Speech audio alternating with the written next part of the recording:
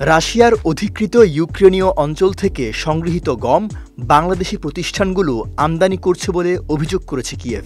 তাদের ভাষ্য অনুযায়ী এই গম আমদানির অভিযোগে বাংলাদেশের বিভিন্ন প্রতিষ্ঠানের ওপর নিষেধাজ্ঞা দিতে ইউরোপীয় ইউনিয়নকে অনুরোধ করবে ইউক্রেন।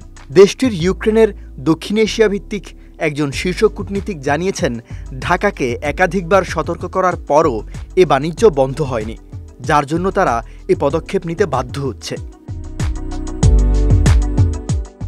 2014 সাল থেকে রুশ বাহিনী ইউক্রেনের দক্ষিণাঞ্চলের বিস্তৃত কৃষিভূমি দখলে রেখেছে। 2022 সালের পূর্ণমাত্রার আগ্রাসনের আগে ইউক্রেন রাশিয়ার বিরুদ্ধে গম চুরির অভিযোগ তুলেছিল। তবে রাশিয়ার দাবি অঞ্চলগুলো এখন রাশিয়ার অংশ এবং তারা নিজেদের গমই রপ্তানি করছে। রয়টার্সের কাছে থাকা নথি অনুযায়ী ইউক্রেনের নয়াদিল্লি দূতাবাস বাংলাদেশের পররাষ্ট্র মন্ত্রণালয়ে চলতি বছর একাধিক চিঠি পাঠিয়েছে। ওইসব চিঠিতে রাশিয়ার কফকাজ বন্দর থেকে আমদানিকৃত 1.5 লাখ টনের বেশি চুরি করা গম প্রত্যাখ্যানের আহ্বান জানানো হয়।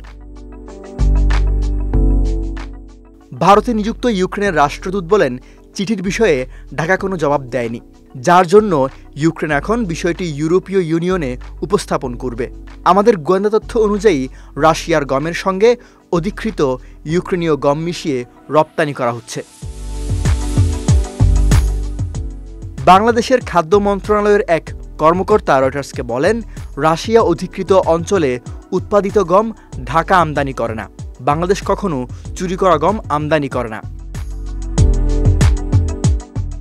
এ পর্যন্ত ইউরোপীয় ইউনিয়ন রাশিয়ার তথাকথিত ছায়া নৌবহরের অংশ হিসেবে 342টি জাহাজের উপর নিষেধাজ্ঞা আরোপ করেছে। ইউরোপীয় ইউনিয়নের মতে এই জাহাজগুলো মস্কোকে পশ্চিমা নিষেধাজ্ঞা এড়িয়ে তেল, অস্ত্র এবং শস্য পরিবহনে সহায়তা করে। তবে রাশিয়া এই নিষেধাজ্ঞাগুলোকে অবৈধ বলে আখ্যায়িত করেছে। রয়টার্স বলছে, ইউক্রেনের দূতাবাস বাংলাদেশের সরকারের কাছে 4টি চিঠি পাঠিয়েছে। এসব চিঠিতে তারা সেসব জাহাজের নাম ও রেজিস্ট্রেশন নম্বর উল্লেখ করেছে, যেগুলো রাশিয়ার অধিকৃত ইউক্রেনীয় অঞ্চল থেকে গম পরিবহনের সঙ্গে জড়িত। এসব জাহাজ কবে রাশিয়ার বন্দরগুলো থেকে ছেড়ে এসেছে সেই তারিখও চিঠিতে উল্লেখ করা হয়েছে।